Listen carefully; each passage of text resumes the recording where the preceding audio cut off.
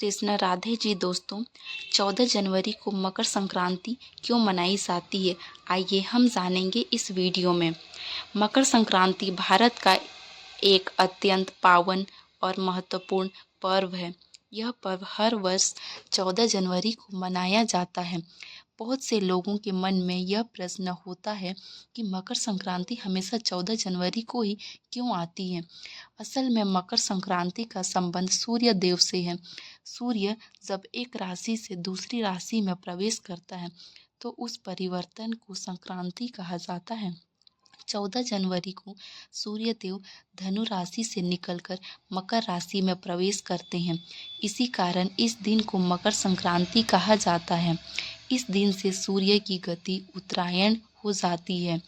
उत्तरायण का अर्थ है सूर्य का उत्तर दिशा की ओर बढ़ना। शास्त्रों में उत्तरायण को देवताओं का दिन कहा गया है। माना जाता है कि इस समय सूर्य की किरणें पृथ्वी पर सकारात्मक ऊर्जा, स्वास्थ्य और नई चेतना लाती है। इसलिए मकर संक्रांति के दिन स्नान, दान, जप और तप का विशेष महत्व बताया गया है। इस दिन पवित्र नदियों में स्नान करने से पापों का नाश होता है और पुण्य की प्राप्ति होती है। मकर संक्रांति पर सूर्य देव की पूजा की जाती है। सुबह स्नान के बाद जल में तिल मिलाकर सूर्य देव को अर्घ्य देने की परंपरा है।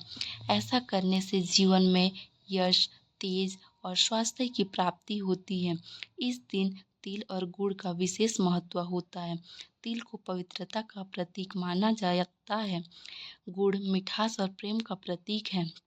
तिल और गुड़ का दान करने से आपसी प्रेम बढ़ता है और कटुता समाप्त होती है। इसी कारण कहा जाता है कि तिल गुड़ खाओ और मीठा बोलो।